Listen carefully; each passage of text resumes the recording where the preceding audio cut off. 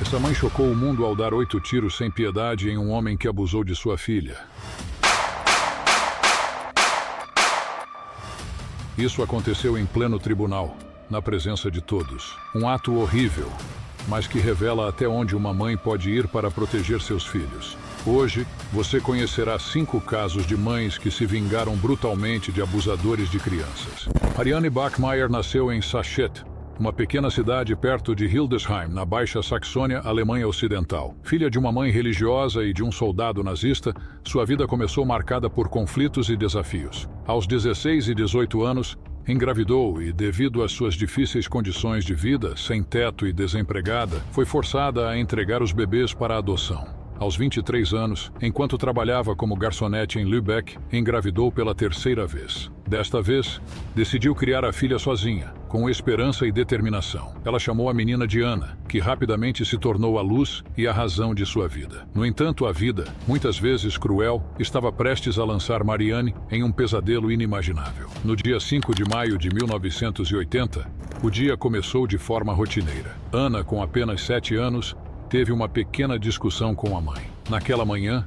decidiu faltar à escola para visitar uma amiga próxima. O que deveria ter sido uma divergência trivial entre mãe e filha se transformou em um dia de terror absoluto. Klaus Grabowski, um açougueiro de 35 anos, escondia uma monstruosidade por trás de sua fachada comum. Ele atraiu a pequena Ana para seu apartamento com uma desculpa cruel.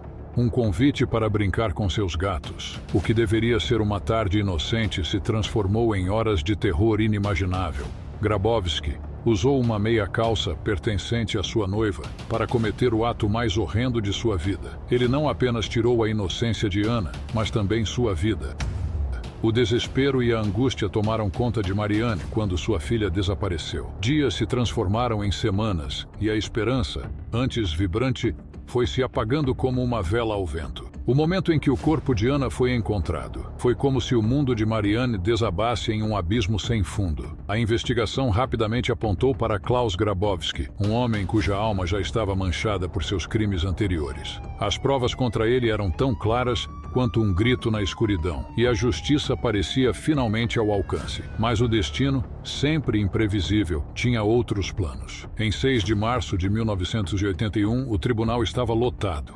Cada respiração, cada olhar estava voltado para Marianne, uma mãe devastada. A dor em seus olhos era palpável, uma tempestade interna prestes a explodir. E então, no momento mais inesperado, a explosão aconteceu. Marianne sacou uma pistola Beretta calibre .22 e, com uma precisão alimentada por uma fúria incontrolável, disparou 8 vezes nas costas de Grabowski. O som dos tiros ecoou como trovões em meio ao caos que se seguiu.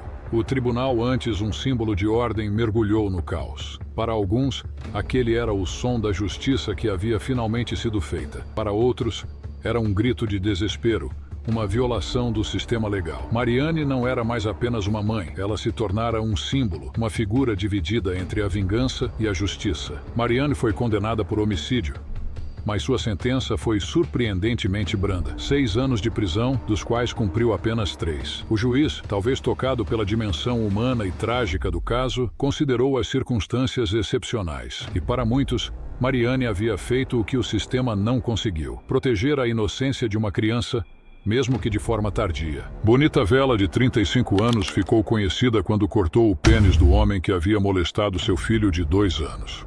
Em Franklin, uma pequena cidade dos Estados Unidos, a vida de Bonita Vela foi virada de cabeça para baixo em uma noite de terror e vingança. O que parecia ser um simples encontro familiar se transformou em um drama de violência e desespero. Tudo começou em uma madrugada de sábado, quando Bonita, em um estado alterado após o uso de drogas, recebeu uma notícia devastadora. Havia uma alegação chocante de que o suposto namorado de sua filha, um jovem de 23 anos, havia molestado seu filho de apenas 2 anos. Consumida pela indignação e pela necessidade de fazer justiça, Bonita decidiu tomar uma atitude drástica.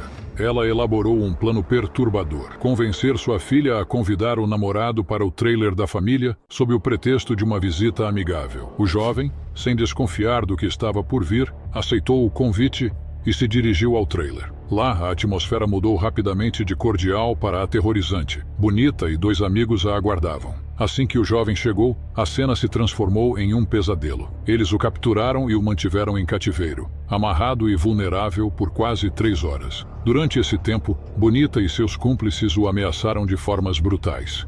A fúria de Bonita se manifestou em ameaças de violência extrema. Ela falou sobre a possibilidade de atirar no jovem amarrado a uma árvore ou deixá-lo para ser devorado por animais selvagens. A tensão atingiu seu clímax quando Bonita confrontou o rapaz. Ela forçou-o a confessar o suposto abuso enquanto ele implorava por sua vida. Bonita deu a ele um ultimato cruel: permitir que ela o cortasse com um estilete ou enfrentar a morte.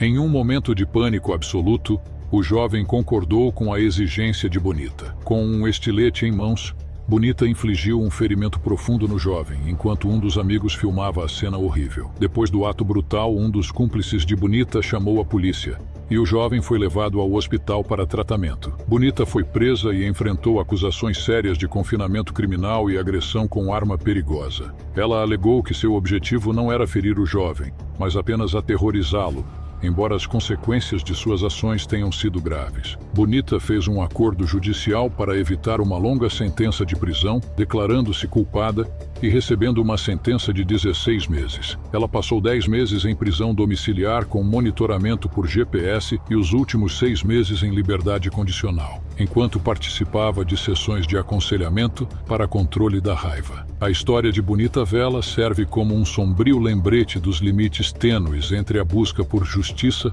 e a vingança, e como ações movidas pela raiva podem levar a consequências devastadoras.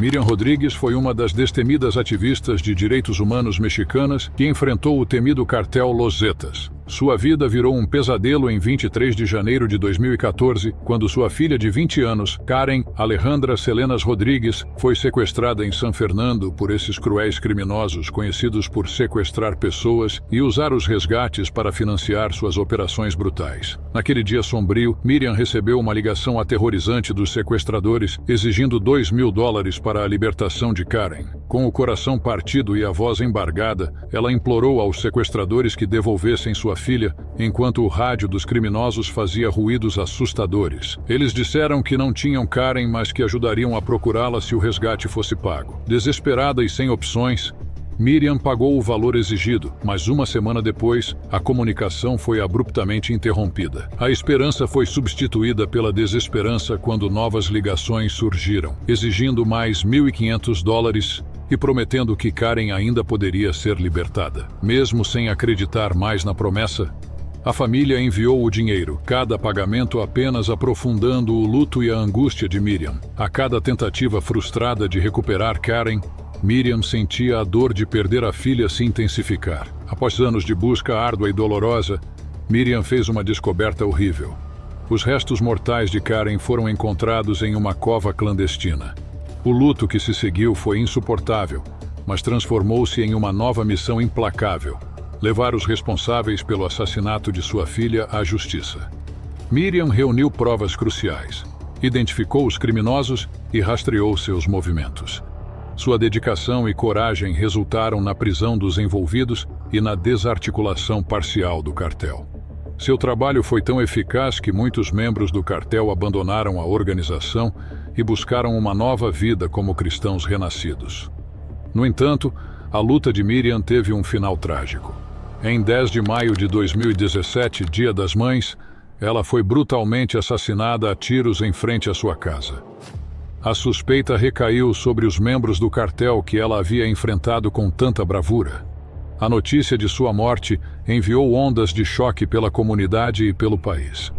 Organizações de direitos humanos denunciaram a falha do governo em protegê-la, especialmente considerando o alto risco envolvido em seu ativismo.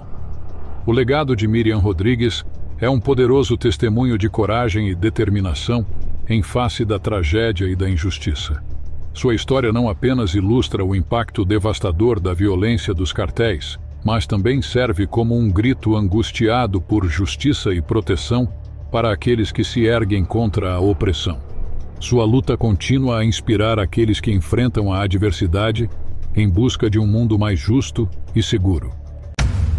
Em 2014, Sarah Sands, uma mãe de 5 filhos de East London, foi envolvida em um pesadelo inimaginável que a tornou uma figura controversa e amplamente discutida. Sarah descobriu que seus 3 filhos pequenos haviam sido vítimas de abusos por Michael Plisted, um pedófilo condenado de 77 anos. Plisted, que havia mudado seu nome de Robin Malt para escapar de seu passado criminal, morava em um bloco de apartamentos próximo e enfrentava novas acusações de crimes sexuais contra meninos. A revelação do abuso foi um golpe devastador para Sarah, que se viu consumida por uma mistura de indignação e desespero. Em um ato de vingança implacável, ela decidiu tomar a justiça em suas próprias mãos. Em uma noite marcada por uma determinação feroz e um desejo ardente de proteger sua família, Sarah se dirigiu à casa de Plisted, com um propósito claro e sombrio. O ataque que se seguiu foi brutal e implacável. Sarah esfaqueou Plisted 8 vezes, infligindo ferimentos fatais. O ataque foi descrito como feroz e sustentado, refletindo a profunda dor e raiva de Sarah. Plisted não sobreviveu aos ferimentos, e o ato de Sarah chocou a comunidade e o sistema de justiça. No julgamento que ocorreu no Old Bailey em 2015, Sarah foi condenada por homicídio culposo, com base na alegação de perda de controle, e recebeu uma sentença de 7 anos e meio de prisão. No entanto, ela foi libertada após cumprir apenas 4 anos, uma decisão que gerou debates acalorados sobre justiça e proporcionalidade da sentença. A resposta da família de Sarah foi de apoio incondicional. Especialmente Bradley, que tinha 20 anos na época, expressou um sentimento de alívio e justiça. Ele comentou: "Eu pensei, bem feito", refletindo a sensação de que, de alguma forma, o agressor recebeu o que merecia. A família, em busca de paz e justiça, decidiu renunciar ao anonimato e compartilhar sua história, sentindo-se mais seguros com a eliminação do agressor. A história de Sarah Sands é um lembrete sombrio e poderoso das profundezas da dor e da raiva que podem levar uma pessoa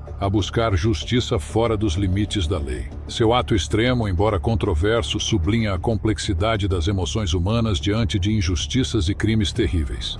Lupe Mercado enfrentou uma situação que a fez ranger de raiva ao descobrir que o namorado de sua filha tinha a intenção de vendê-la. Calvin Sneed planejava vender sua filha de 17 anos. Lupe e seu marido, Barry Laprell Gilton, imediatamente tentaram impedir o relacionamento entre Sneed e a filha, mas foram forçados a agir quando perceberam que Sneed estava realmente determinado a levar a jovem embora para vendê-la. Desesperados para salvar a filha da exploração sexual, Lupe e Barry procuraram ajuda das autoridades e dos serviços de proteção à criança, mas enfrentaram uma barreira de indiferença e ineficácia. Sem alternativas, o casal decidiu seguir Sneed do sul da Califórnia até São Francisco, próximo ao Candlestick Park. Quando encontraram uma oportunidade, Lupe e Barry agiram com rapidez e Sneed foi baleado e morto. O casal foi preso e acusado de assassinato. A acusação alegou que Lupe e Barry haviam caçado Sneed com a intenção de matá-lo, enquanto a defesa argumentou que suas ações foram motivadas por um desespero para proteger sua filha de um destino horrível. O caso levantou questões complexas sobre justiça, moralidade e os limites da lei, destacando o desespero de pais que tomam medidas extremas para salvar seus filhos. Ambas as histórias de Sarah Sands e Lupe Mercado são um lembrete poderoso do desespero e da coragem que podem emergir em face do abuso e da exploração. Seus atos de violência, motivados por amor e uma busca desesperada por justiça, desencadearam debates sobre a linha entre o bem e o mal, e sobre o que significa realmente proteger aqueles que amamos. Obrigado por nos acompanhar até aqui. Inscreva-se para não perder nenhum vídeo.